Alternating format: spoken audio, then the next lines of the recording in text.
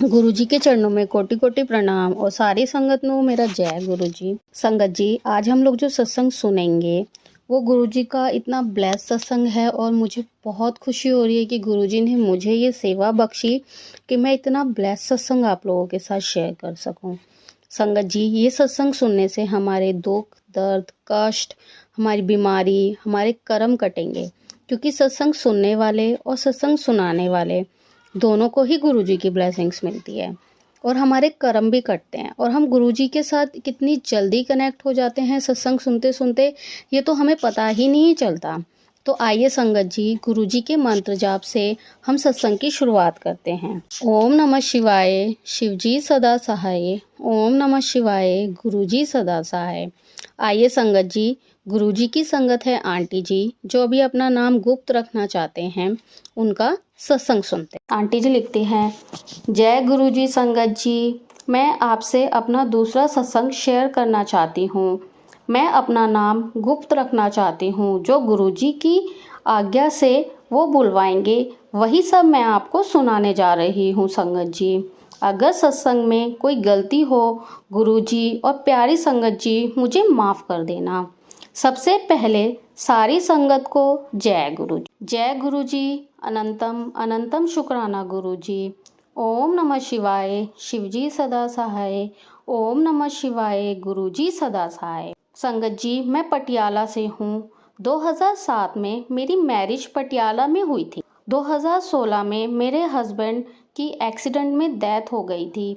तो ये सब अपनी किस्मत समझकर अपनी सास के साथ दोनों बेटे, जो एक 6 और छोटा बेटा 4 साल का था, उसी घर में जैसे तैसे पालने लगी। कई रिश्ते आए लेकिन मेरा मन नहीं माना। मैंने अपने पेरेंट्स को बोल दिया कि मेरे बच्चे यहीं पढ़ेंगे, क्योंकि वो दोनों इंटेलिजेंट हैं और इसी स्कूल में इनका बेस अच्छा बना हुआ है और मैं पटियाला में ही रहूँगी। वैसे भी कोई इंसान दूसरा पिता नहीं बनता, ये तो सच्चाई है संगत जी। तो मैंने मैरिज नहीं करी। अब 6 साल मैंने सिलाई सीखकर, लोगों के कपड़े सिलकर, कुछ और छोटे छोटे साधनों की मदद से अपने बच्चों को पढ़ाती हूँ।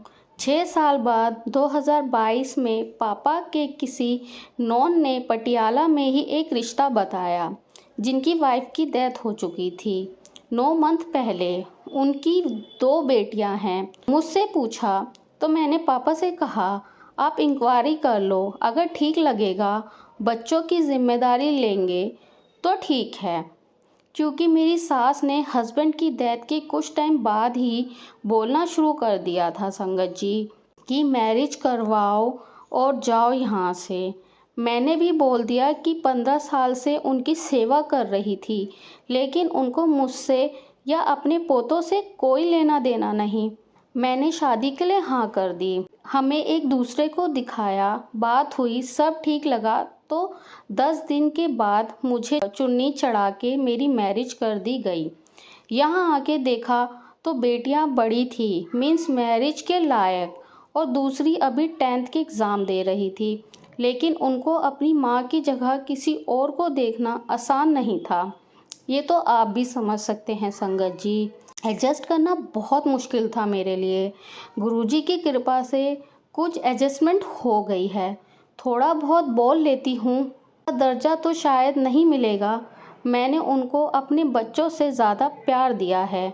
हर काम में पहले उनको बुलाती हूँ, क्योंकि उनका इस घर पर पहले हक है। हम किराए पर रहते हैं अभी। पिछले साल अपना घर बनाना शुरू किया है और गुरुजी का मुझे रोज़ मैसेज आता रहा है, 2024 विच तेरा अपना घर तैनू दिवाऊंगा। अभी कुछ दिन पहले ब्लैक मैजिक नेगेटिविटी वाला मैसेज आया, तो जो जो उसमें बताया वही सब मेरे यहाँ भी मुझे मिला, जो गुरुजी के आदेशानुसार मैंने घर से बाहर कर दिया। अब कुछ हालात सुधरते नज़र आ रहे हैं, लेकिन बेटियां अभी भी अपने पापा के साथ मुझे नहीं देखना चाहती। कुछ दिन पहले हमने अपने नए घर के लिए टाइल्स देखने जाना था, तो हमने बड़ी बेटी को बुलाया था। हम चलेंगे, लेकिन उसको ये नहीं पता था कि मैं भी साथ जा रही हूँ। जब जाने से कुछ देर पहले उसे पता चला तो गुस्सा हो गई और बोली, उसी के साथ जाओ, मुझे नहीं जाना। और वो अपने रूम में चली गई। मुझे पता चला कि हस्बैंड उसे साथ लेकर जा रहे हैं और मुझे पता भी नहीं, तो मुझे भी बुरा लगा कि मैं सारा घर संभालती हूँ, अपनी सास की सिख मन से बेड पर सेवा कर रही हूँ, घर का भी सारा काम खुद करती हूँ, परिवार के हर सदस्य को उसी टाइम गरम गरम खाना बना के देती हूँ, उसे खाना हो, साथ में टाइम मिलने पर कपड़े सिल के कुछ कमाती भी हूँ और बच्चों के छोटे छोटे खर्चे भी निकालती हूँ उससे। फिर भी क्या मुझे मेरी रिस्पेक्ट नहीं मिलेगी? मुझे बुरा लगा। मैंने गुरुजी को अरदास करनी शुरू कर दी कि गुरुजी, अगर इज्जत के साथ लेकर जाएंगे तो जाऊंगी, नहीं तो नहीं जाऊंगी। पहले तो आप किसी तरह बड़ी बेटी को जाने से रोको ताकि हम अकेले जाएं और हमें भी कुछ टाइम मिले। लेकिन अगर ऐसा नहीं हो सकता तो कुछ ऐसा करो कि वो कार की पिछली सीट पर बच्चों की तरह जाए। मुझे भी मेरी सेल्फ रिस्पेक्ट चाहिए। मैं गुरुजी से अरदास करती रही। एक दिन पहले गुरुजी का मैसेज आया, तेनू 777 नंबर दी ब्लेसिंग देवंगा। जब हम जाने लगे तो मेरे हस्बैंड नाराज होके बेटी अपने रूम में चली गई। फिर कुछ देर बाद छोटी ने आकर पूछा कितनी देर बाद जाना है, वो तैयार हो जाएगी। हस्बैंड ने जाने से पहले जो पैसे वहाँ लेकर जाने थे वो मुझे बोला कि अपने पर्स में रख लो।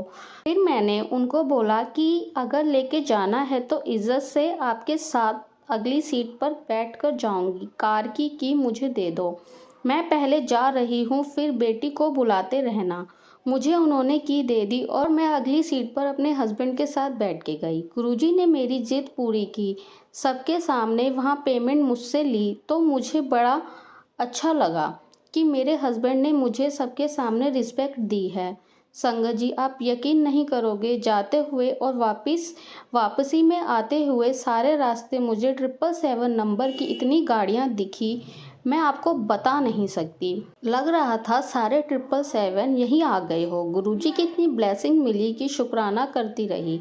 बड़ी बेटी बहुत नाराज थी, चिड़ी रही, लेकिन उसको बैठाना तो था ही। जब गुरुजी की कृपा मुझ पर थी।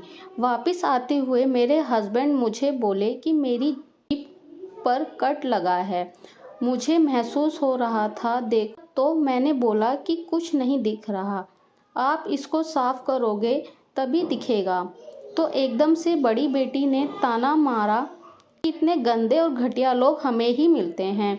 बोलने को तो संगत जी मैं भी बोल सकती थी, लेकिन ये सोचकर बिना बात बढ़ाए चुप हो गई। मुझे बहुत पिंच हुआ, लेकिन मैंने हस्बैंड को भी नहीं बोला। मैंने वापस घर आके गुरुजी का बहुत बहुत शुक्राना किया कि आज आपने मुझे बहुत इज्जत दिलवाई और ब्लेसिंग भी। फिर अपने हस्बैंड को भी थैंक्स बोला और एहसास दिलाया कि अपनी वाइफ को इज्जत दी, अच्छा लगा। और अगर ऐसे ही इज्जत दोगे तभी आपके घर में बरकत बढ़ेगी। संगत जी, अब रोज मंदिर जाती हूँ, अब रोज गुरुजी की ब्लेसिंग से मुझे 777 ज़रूर दिखता है और तभी मुंह से जय गुरुजी, शुक्राना गुरुजी निकलता है। अब मैं अपनी वाणी को यहीं विराम देना चाहती हूँ। संगत जी, अगर कोई भी गलती हुई हो तो गुरुजी और संगत जी मुझे माफ़ करना।